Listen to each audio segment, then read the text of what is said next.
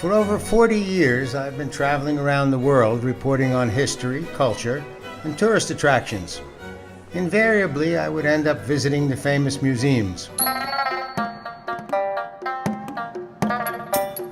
Anyone who has ever been to Taiwan eventually ends up in the National Palace Museum.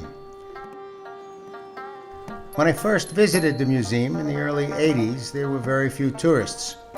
Today it is the most visited tourist site in the nation.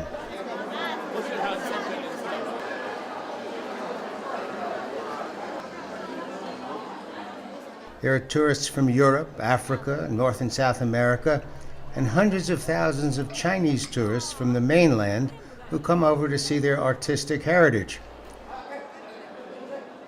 The museum was built in Taipei, Taiwan by the government of the Republic of China in 1965. The architectural style is based on the traditional Chinese palace. 4 stories, green tile roofs with yellow ridges. The primary objective was to protect and preserve over 650,000 objects that represent 8,000 years of Chinese history. With the exception of portraits, most traditional Chinese art shows giant landscapes inhabited by teeny people. The artists wanted to illustrate the point that people are insignificant in comparison to nature and its forces. The museum is an important destination for many tourists, but one of its primary objectives is to give young Taiwanese a sense of their artistic heritage, to inspire an appreciation of Chinese art.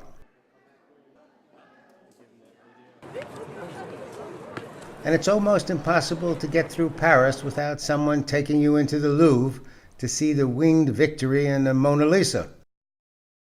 My personal favorite in Paris is the Musée d'Orsay. The Gare d'Orsay was a train station built for the 1900 World's Fair. By the early 1950s, however, its platforms were too short for modern trains, and the building was scheduled for demolition. But the President of France, Giscard d'Estaing, understood the value of the structure and turned it into a national museum.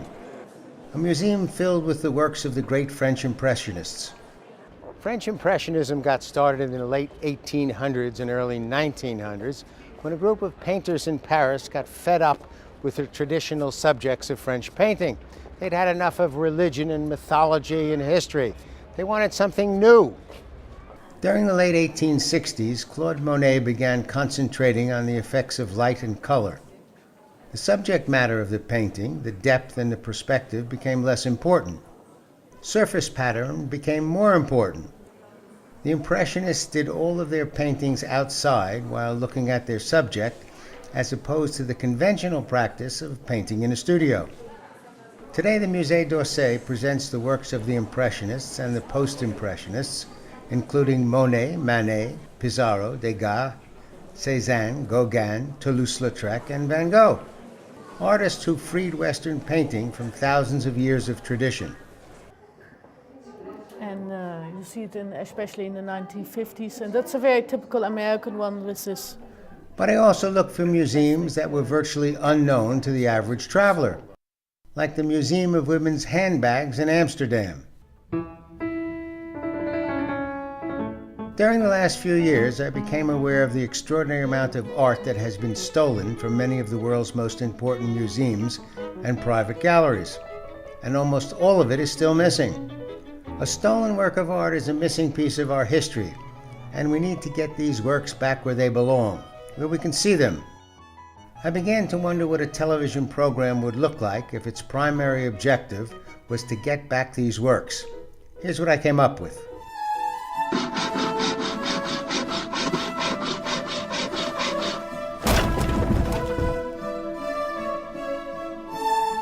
Each year, over $6 billion worth of art and antiques are stolen, and much of it is used by organized crime to fund drug deals, arms sales, and terrorists. And tens of millions of dollars of reward money is waiting to be claimed. A stolen work of art is a stolen piece of our history. In March of 1990, Johannes Vermeer's concert was stolen from the Isabella Stewart Gardner Museum in Boston. The Vermeer was part of a $300 million theft and considered the most valuable painting ever stolen. There's a $5 million reward. The Van Gogh Museum in Amsterdam has the most extensive collection of his works. In December of 2002, Van Gogh's view of the sea and congregation leaving the Reformed Church were taken from the museum. The total value of the two works is $30 million. There's a $150,000 reward. ArtCops will tell you what's missing, why these objects are an important part of our history, why they're worth a fortune, and what you can do to help find them and earn the reward.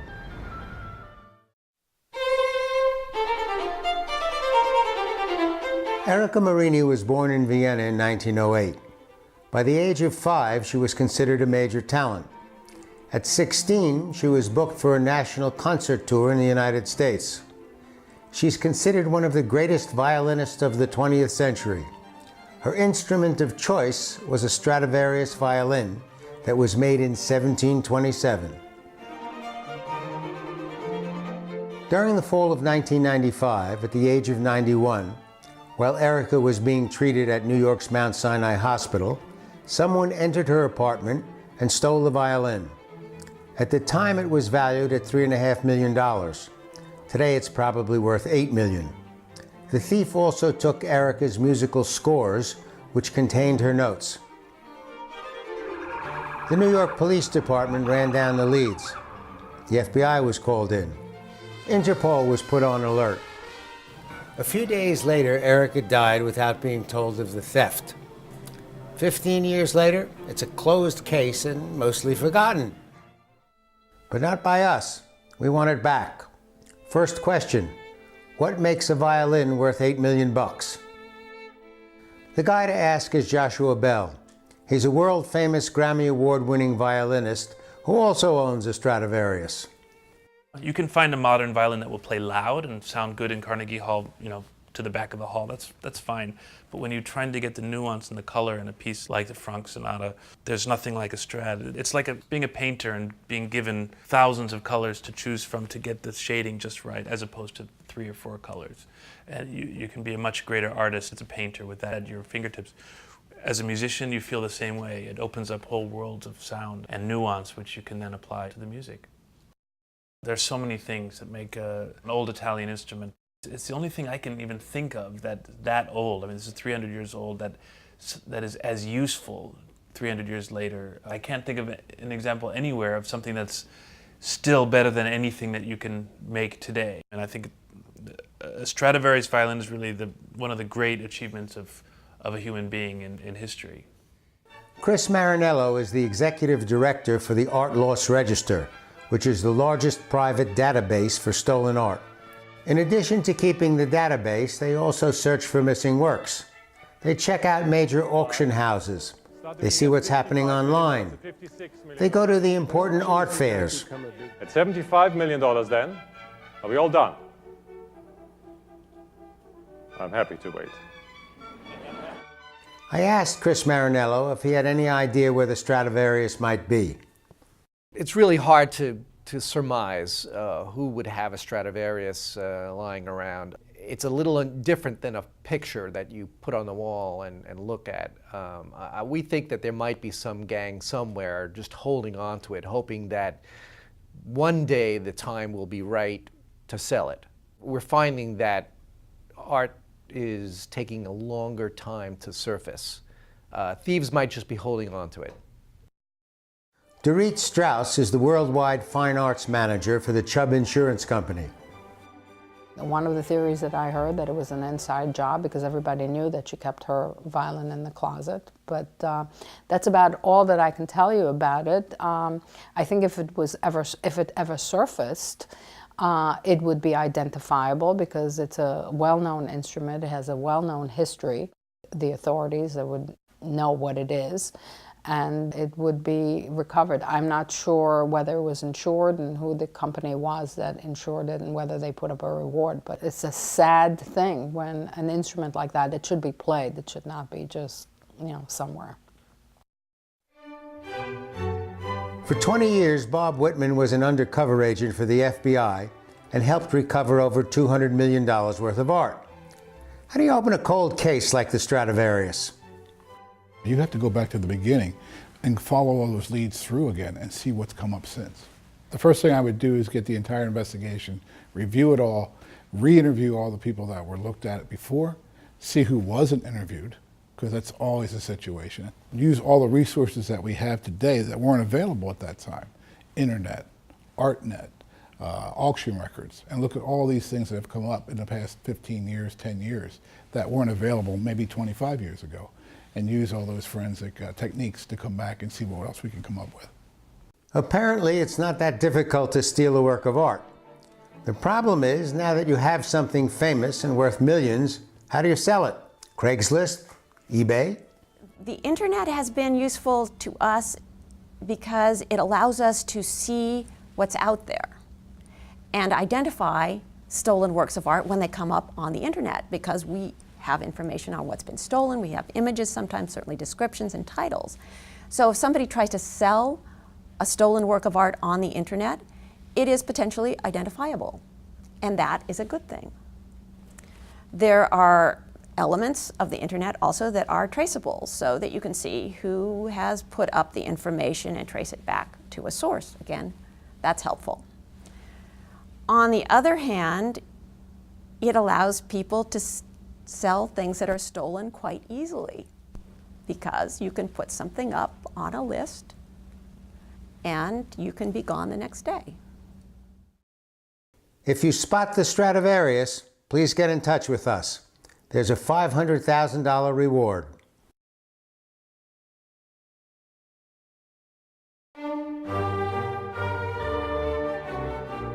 During the fall of 2010, the building at 55 Gainsborough Street in Manhattan's Meatpacking District was owned by the family of Robert Romanoff. There's a nightclub in the basement, a cafe on the first floor, and a restaurant on the second floor. There's an elevator that opens directly onto the street, but it's right next to a door that's staffed by a guy who works for the restaurants and the nightclub. The elevator is operated by a key, and only a few people had that key. On Thanksgiving weekend, when Mr. Romanoff was out of town, a gang of crooks broke into his apartment by punching a hole in the wall in a hallway closet.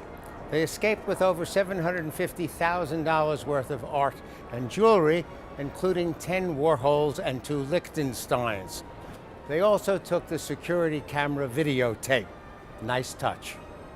The New York Police Department released images of the art, hoping that someone might help solve the crime. 10 of the works were by Andy Warhol, who is often described as the father of pop art.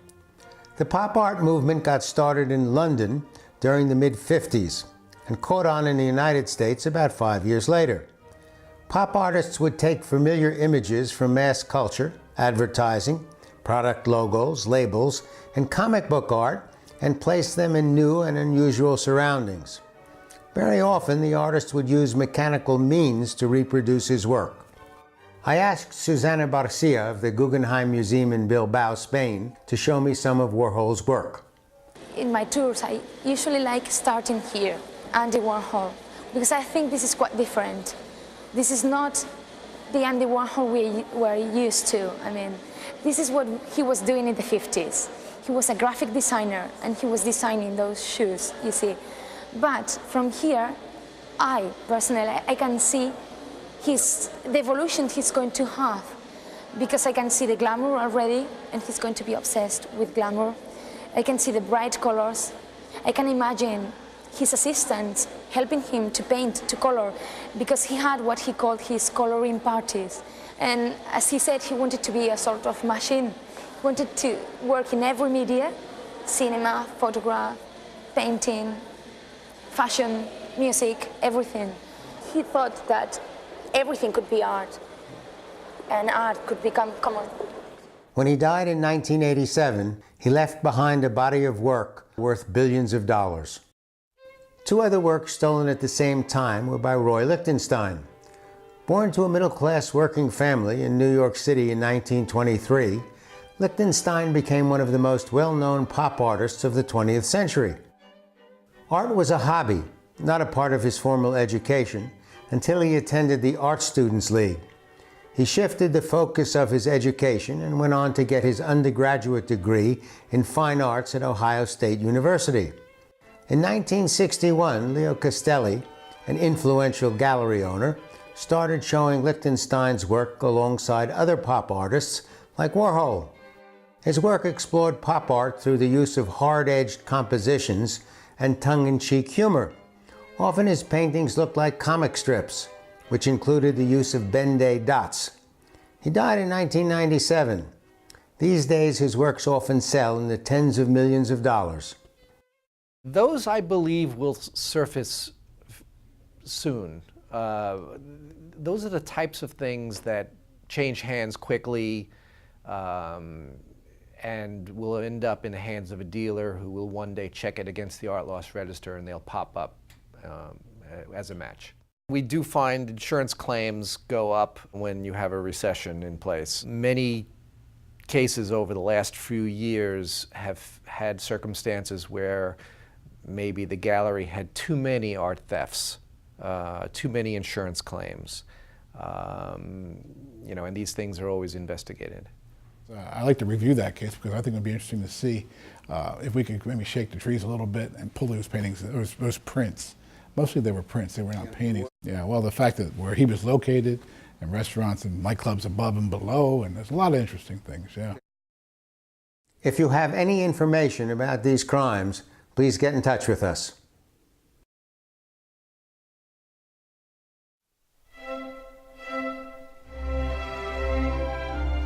Chris Marinello at the Art Loss Register is particularly interested in the recovery of 3 specific works. Since the beginning of the 20th century, the harbor at Antibes on the French Riviera has been a playground for the rich and famous. For the last 50 years, it has been home to some of the world's most luxurious private yachts. In 1999, a Saudi billionaire brought his yacht into the harbor to be refurbished. The portrait of Dora Maar, who was Picasso's mistress, hung in the ship's main living room. Normally, the picture was connected to a sophisticated alarm system, but because the walls of the room were about to be repainted, the contractor said the painting was in the way and it had to be removed. The plan was to put it in a bank vault, so the painting was taken down and locked temporarily in a different room. Unfortunately, it was more temporary than planned. The room didn't have an alarm system. Hey, nobody's perfect. A few days later, the owner's art expert came on board and the painting was missing. The video surveillance cameras on the docks had been out of action for 3 months. The police felt it was a theft to order for another private collector. If you have any information about this crime, please get in touch with us. A reward of $1,500,000 is being offered. This is a portrait by the British painter Lucian Freud of Francis Bacon, another British artist. The painting belonged to the Tate Gallery in London. The Tate lent it to the New National Gallery in Berlin. It was hanging on a special wall that had been built just for this exhibition and was therefore not linked to the museum's standard alarm system. In fact, it wasn't linked to any alarm system. In broad daylight, the thief walked into the museum, took the picture off the wall, and thanks to its small size, just walked out with it. It's worth about $2 million, and it hasn't been heard of since. There's a $150,000 reward. In February of 1997, a gallery in Italy was being renovated. One afternoon, while the renovation was taking place, someone opened a skylight in the roof, dropped a fishing line into the gallery, and hooked a painting off the wall. The work was by the Austrian artist Gustav Klimt. Nice catch. It was worth about $4 million. People realized that it was missing, but they assumed it was in storage. 4 days later, they discovered the empty frame on the roof and decided it had been stolen. Brilliant deduction. a substantial reward is being offered.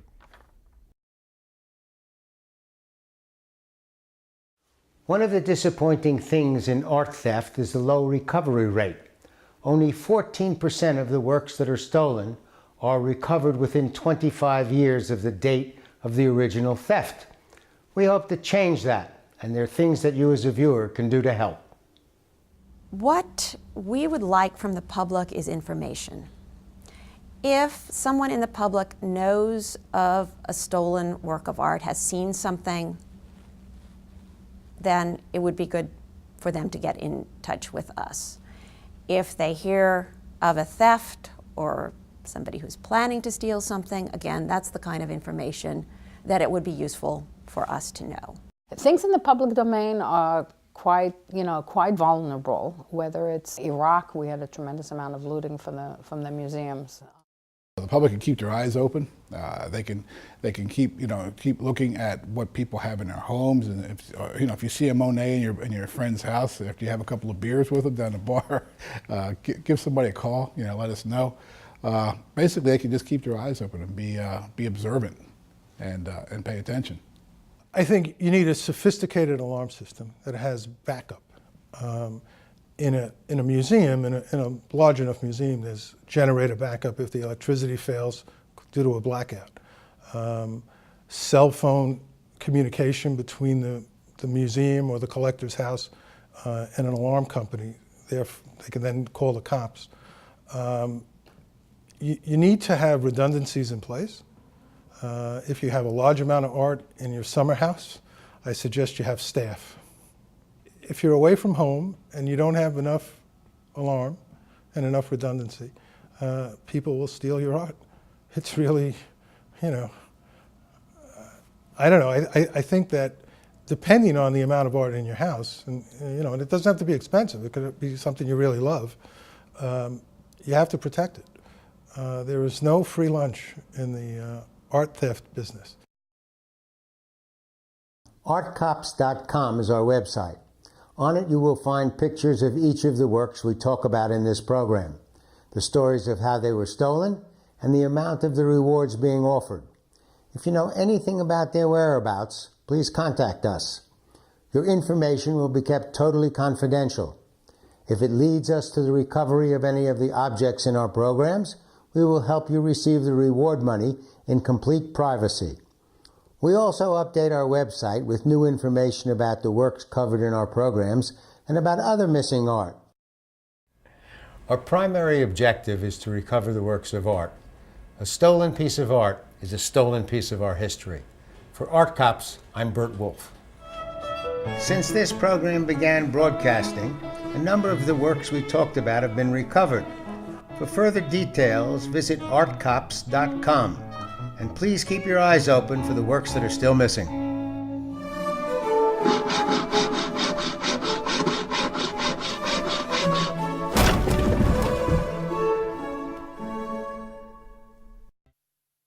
For a printed copy of this show, send a stamped envelope and $3 to this address. Please mark envelope with show number.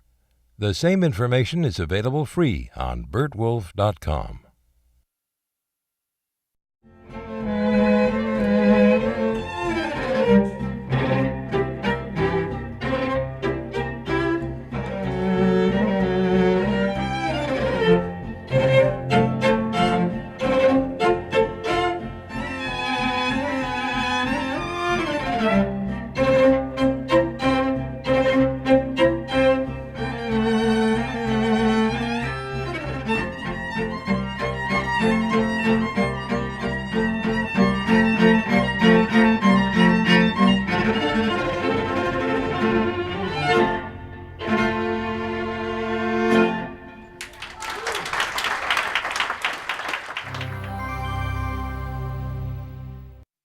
Travels and Traditions with Burt Wolf is brought to you by the BMW European Delivery Program, a way to experience the roads that BMW was made to drive.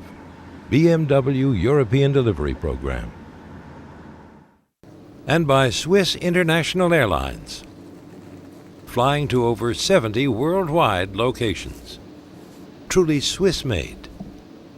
Swiss International Airlines. And by Sherry Lehman on Park Avenue in New York City, offering wines for over 75 years, with an inventory of wines from all over the world. SherryLehman.com. And by the Signet Foundation, raising funds for those in need through art-related initiatives, contributions to UNICEF and animal welfare organizations. The Signet Foundation.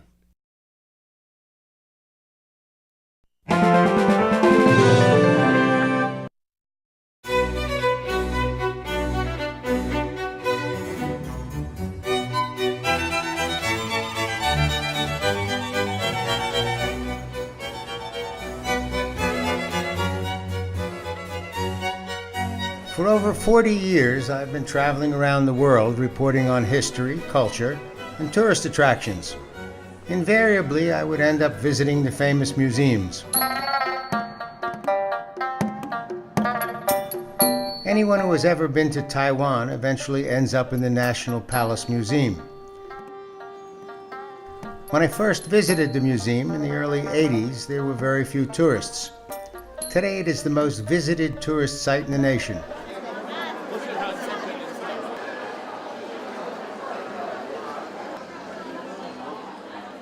There are tourists from Europe, Africa, North and South America, and hundreds of thousands of Chinese tourists from the mainland who come over to see their artistic heritage. The museum was built in Taipei, Taiwan by the government of the Republic of China in 1965. The architectural style is based on the traditional Chinese palace. 4 stories, green tiles, cascade d'Estaing, understood the value of the structure and turned it into a national museum. A museum filled with the works of the great French Impressionists.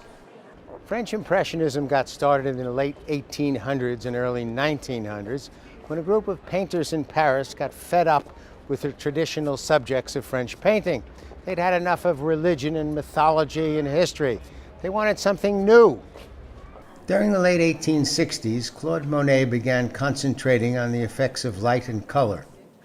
The subject matter of the painting, the depth and the perspective, became less important. Surface pattern became to give young Taiwanese a sense of their artistic heritage, to inspire an appreciation of Chinese art.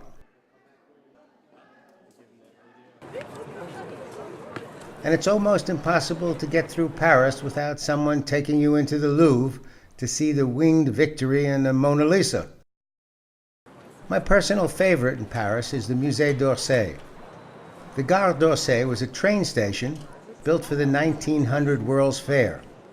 By the early 1950s, however, its platforms were too short for modern trains, and the building was scheduled for demolition.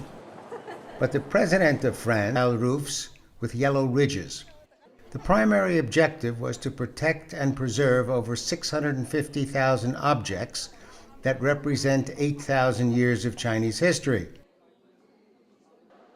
With the exception of portraits, most traditional Chinese art shows giant landscapes inhabited by teeny people. The artists wanted to illustrate the point that people are insignificant in comparison to nature and its forces. The museum is an important destination for many tourists, but one of its primary objectives is to give